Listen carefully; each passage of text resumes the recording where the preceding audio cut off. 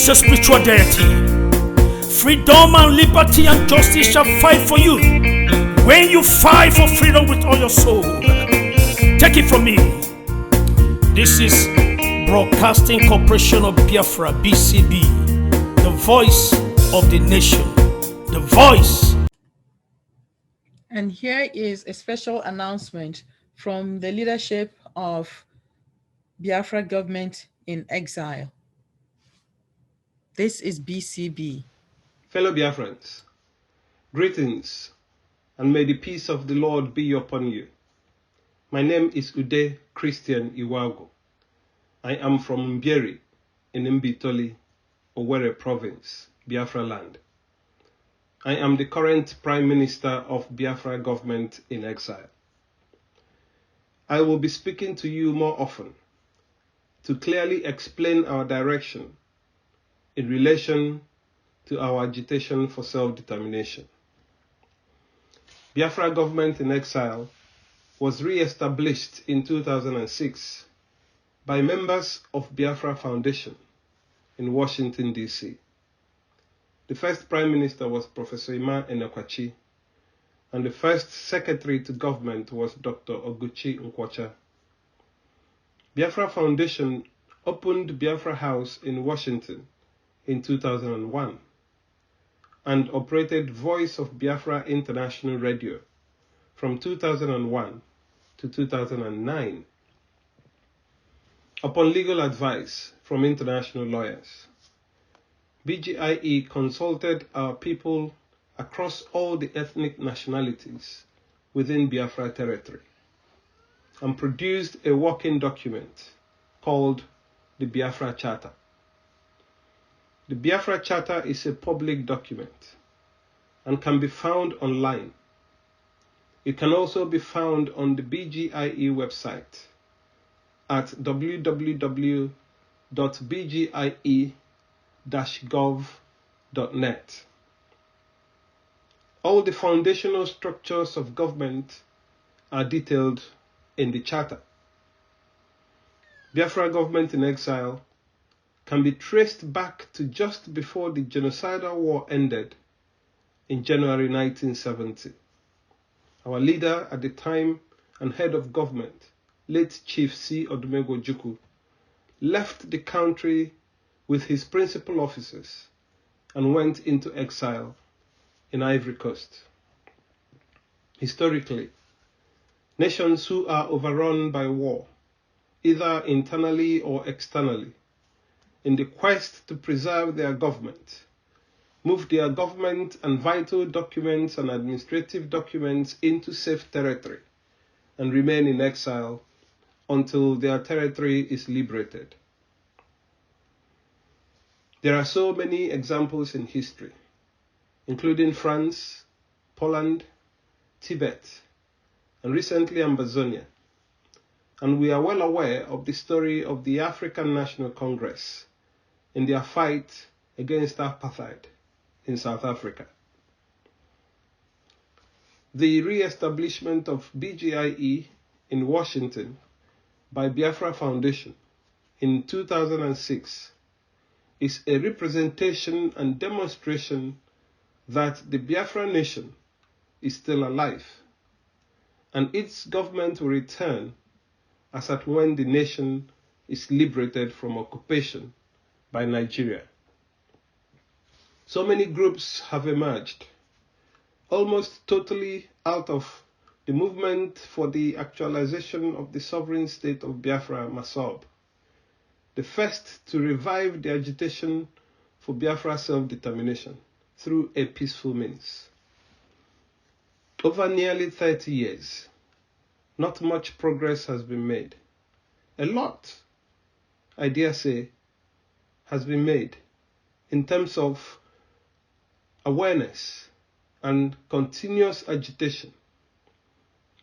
More groups continue to emerge, both at home and in diaspora. But one thing is clear: the agitation is here to stay and will continue until Biafra is restored. I salute millions of men and women who are committed to this struggle for Biafra restoration, especially those who have paid with their lives and those languishing in prison for just asking to be free from oppression, from marginalization and subjugation. They are the best of us, and we will remember them all the time. Also, those who fought and died defending our nation from 1967 to 1970, when Nigeria needlessly attacked Biafra in an act of aggression that claimed the lives of over 3.5 million of us, including over 1 million children who died of kwashiorkor, hunger, and malnutrition. And our brave soldiers who dug in against all odds and fought gallantly against the superior firepower of the British, the Russia, and Egyptian pilots. But we must look forward now and dream big from now on. We must draw inspiration and strength from the past to propel ourselves into the future with hope, knowing that the sacrifices we make today will be the bedrock and shining light of the future. The struggle is no longer one of war and violence, but one of brain thinking and strategic thinking. There are internationally acceptable processes available to indigenous peoples who want to become a state. Biafra government in exile will continue to explore those avenues in detail. A detailed plan has been developed following these processes. I believe we can follow this peaceful, democratic, and diplomatic process to liberate our land and restore our nation. We can no longer afford to expose our people, especially our young people, to danger, putting them in harm's way. I therefore urge anyone going the way of violence to pause and listen to further instructions and directions on the ways we can achieve our goal without bloodshed. I know that it is said that he who wants peace must also prepare for war. But the time for war is not now. It must be the absolute last resort. We must therefore work extremely hard to exhaust all diplomatic and legal channels available to us, locally and internationally. This does not mean that we will fold our hands and watch our people being killed by Fulani terrorists. No inch of our homeland must be surrendered to terrorist Fulani headsmen. Not now, not ever. I strongly believe in the efficacy of our local community security organizations, our local vigilantes working in conjunction with our traditional rulers, our church groups, and cultural groups, both home and abroad. BGIE and Biafra Provisional Government will engage with you vigorously to ensure that our farms are secure and threats from terrorists and bandits are neutralized decisively. I will never stop to call for unity in our struggle. All groups must now endeavor to work in unity towards our singular objective, which is Biafra restoration. Our objective is to be free, to be a free nation of Biafra, a union of peoples with core shared values, the people of Ijaw, Efik, Igbo, Urobo, Oron, Ogoja, Ishang, Isoko, Ibanke, and many others within our territory, with shared religious beliefs, cultural values, linguistic similarities, and many more shared values, which is a prerequisite for strong nations, which Nigeria is simply not. Hence, the pathetic, unworkable, deplorable contraption it has become. We must not lose any hope, because our future, our security, our development, and growth as a people is dependent on our freedom and liberation from the from the occupation of Nigeria. Because there comes a time in the life of a people when they say no to further subjugation, injustice, inequity, marginalization, and decide to pursue a different path from that which the oppressor subjected them by force.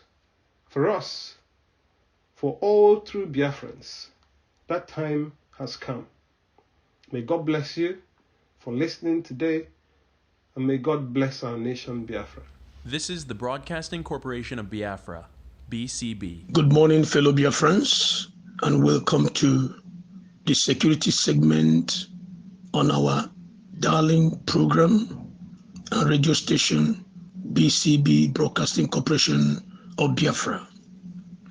Today, we shall be looking into some vital security issues that is already plaguing our people on ground.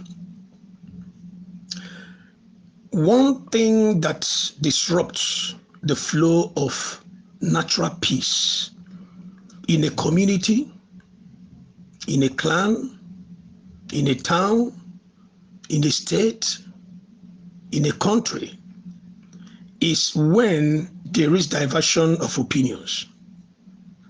Just like we say in Igbo parlance, when situation comes to the point of ndikwe, ndiekwegi, there is always a severe consequences. Because what is happening in our Alibo, in our Biafran land right now, calls for serious brainstorming to make a decisive decision on the way forward. I have decided this morning to come out to educate our people and let us know exactly the situation on ground. Right now, because of the strategic, systematic brainwash and hunger strategies being used and applied by our enemies, many of our people who have found themselves at the crossroad, I bet most of these people who are mentally lazy, who don't see future from today, who can't even endure for a few seconds of paying a price that will benefit all of us in the long run. They have succumbed to the pressures of our enemy. Many have fallen to the bait of the naira, which our corrupt and wasted politicians have used to buy them over. These our corrupt politicians are those who are beating drums, carrying handbags, cleaning shoes for the Hausa Fulani oligarchy, who the British have been using to suppress us all this while. We need to be told, our eyes need to open for us to understand the situation. A few years ago, when this struggle commenced, people came out, some skeptically, some wondering in their mind, is it going to be possible that we one day wake up and be called a nation of our own? Until so many things happen. A lot of lives have been lost, not even including the over 3-point-something million of souls that were wasted during the Biafran Civil War. We are focusing right now on what have been happening in few years ago till now in the renewal of this struggle. And I want to tell us categorically that there is no going back. Our people should understand that there is no going back. We have played the cool bird for a long time, and we have been pushed to the wall to the point that if you were afraid before to mention you are a Biafran, be bold now to shout it. If you are afraid to wear a t-shirt or anything paraphernalia that will have, made people to understand who you are, be bold enough to wear it, because there is no going back. Right now in Enugu State, a lot of evil have been going on. But one thing that our people need to understand is that there must be a centralized brainstorming. A situation whereby this faction will come out and claim this one will come out and claim this one.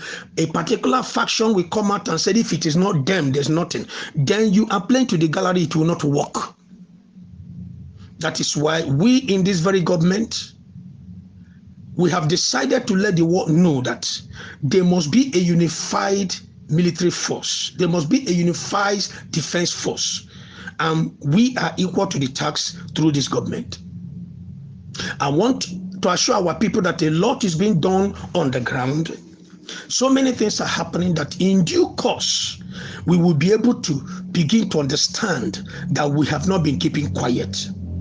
The security situation right now in our state, vis-a-vis Enugu State, is something that should trouble every sane mind. When you begin to drive from an axis of probably between Port Harcourt to Aba to Umuahia down to Enugu axis, once you get to Okigwe, the serenity stops. After Okigwe, you get into Lokbanta, Umunoche, and all those areas where we have investigated and found out that Dangote bought a very vast land in that area. Yes, I want to open up to our people that vast land of Lokba, when Ojos or Carlo ceded that place to our enemies, it did not end there. Dangote came in and bought the remaining vast portion from the down road down to the hilly part, where if you're passing through that place now, you're going to see the little huts of the Hausa Fulani, the herders who have been creating this havoc. That is why I want our people to understand that Ojos or Carlo Alhaji has a very big question to answer in these very issues when the time comes. Please, I want everybody to understand that what I am saying here is a testified and certified report. We are no more here to mix words or petticoat reality because we want to assuage the feeling of anybody. We are here in this very radio station to make the truth be known to our people. Now, because of the background and the back support of people like Dangote through the Northern oligarchy, these people actually took over that place, and it is their base where they launch all their attacks. From that angle down to every other attack you see happening between that axis, it is from that point. And listen very carefully. There is a very deep security report I want us to understand. About two weeks ago precisely, there was an inner house security held in 82 Division, where most of the attendants were our people, which is the Biafran-born military personnel who are still serving in the Nigerian military. And they had a deep secret meeting and understanding, whereby it was agreed that the security checkpoint where most of the personnel deployed there are the extract of the Hausa Fulani, oligarchy soldiers, mostly young Fulani, Arab, blood-born boys who are deployed there, who are actually the ones protecting these kidnappers and the atrocities being meted on that very axis.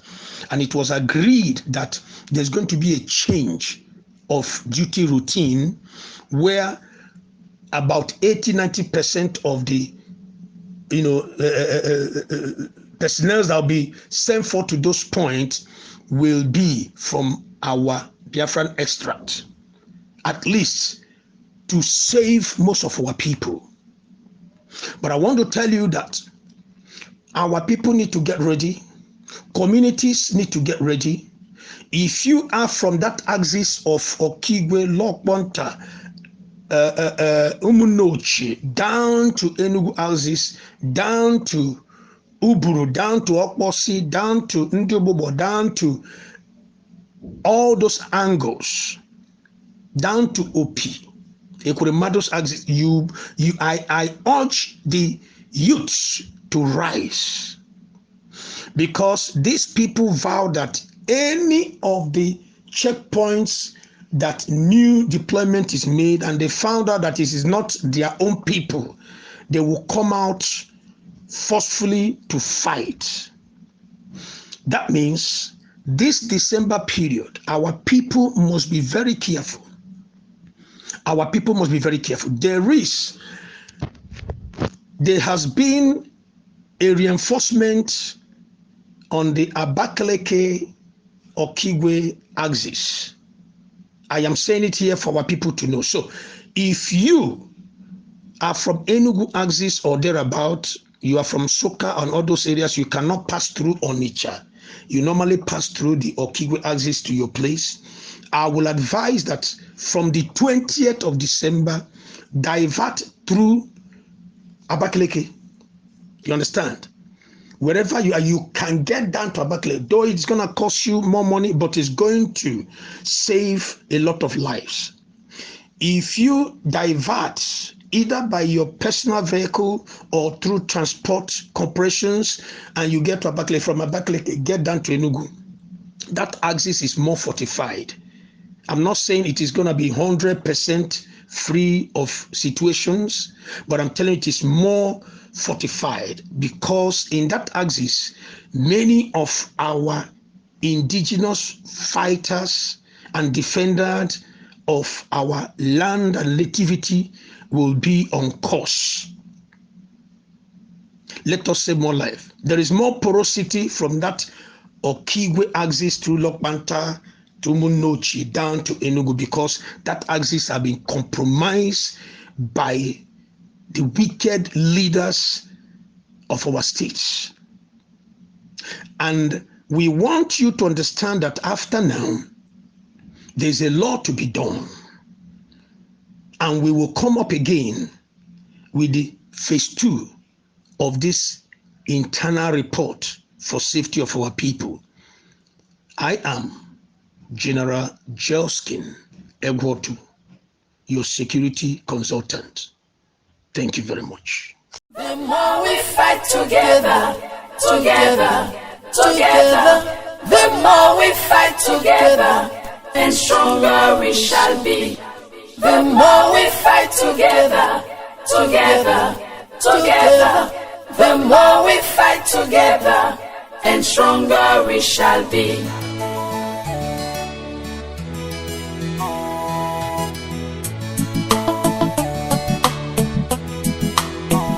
Rising soul, rising soul.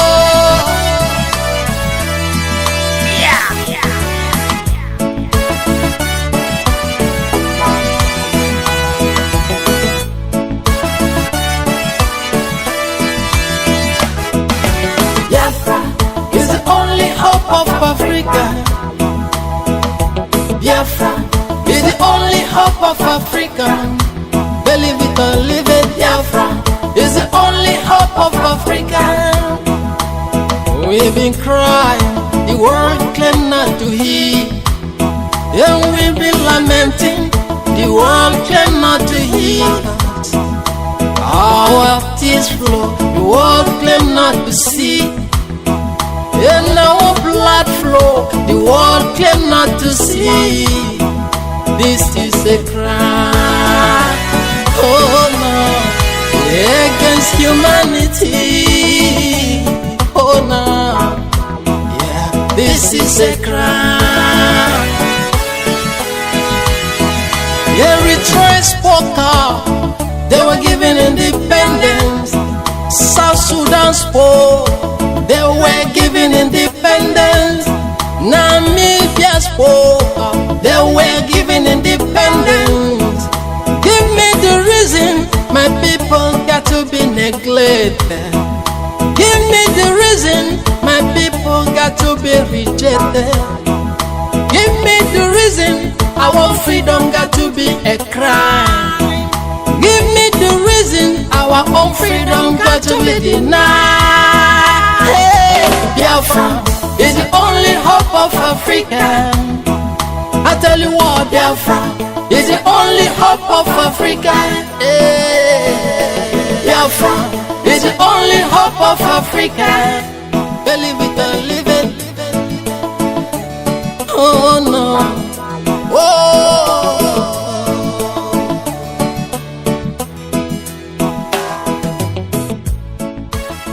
Thank you for listening to us today. Join us next time for news, cultural, and educational programs.